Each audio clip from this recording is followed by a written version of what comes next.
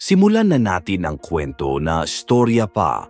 Ang kwento ni Mang Lulo at ang mga kapitbahay na kupal. Sa isang tahimik na subdivision, nakatira si Mang Lulo, isang retiradong guro na mahilig sa kapayapaan at kaayusan.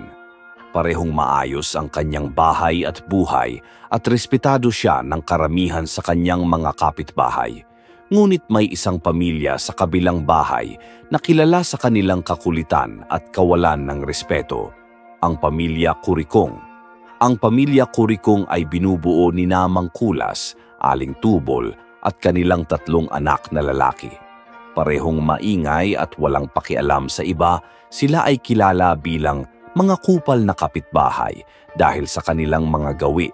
Araw-araw, nagpapatugtog sila ng malakas na musika hanggang madaling araw, nag-iingay sa labas kahit gabi na at nagkakalat ng basura kahit saan. Minsan, pinapark pa nila ang kanilang mga sasakyan sa harapan ng bahay ni Mang Lulo kahit na may malinaw na no parking na karatula.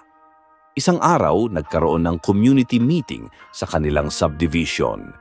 Dinaluhan ito ni Mang Lulo at ng iba pang mga kapitbahay.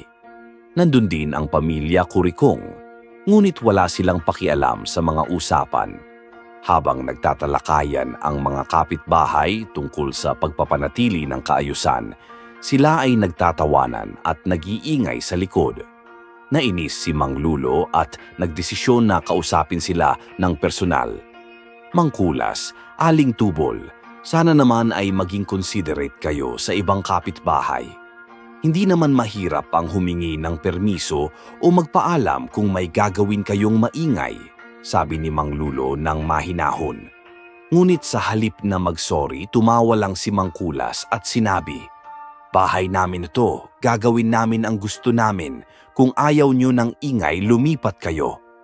Dahil sa kanilang pagiging mapang-abuso at walang respeto, nawalan na ng pasensya ang mga kapitbahay. Nagdesisyon ang Homeowners Association na magsampa ng reklamo laban sa pamilya Kurikong. Sa huli, sila ay napilitang sumunod sa mga patakaran ng subdivision o kung hindi, sila ay mapapaalis. Aral ng kwento: respeto ang susi sa magandang pakikipagkapitbahay. Hindi mahirap ang maging considerate sa pakiramdam ng iba. Hindi tama ang maging mapang-abuso. Ang pagiging makasarili at walang pakialam ay hindi lamang nakakasira sa iba, kundi pati na rin sa sarili. May hangganan ang pasensya.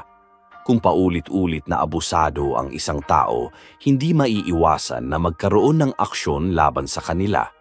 Ang pagiging mabuting kapitbahay ay hindi lamang tungkol sa pagiging tahimik, kundi sa pagrespeto sa karapatan at kaginhawaan ng iba. Maraming salamat sa pakikinig ng ating kwento, mga chief.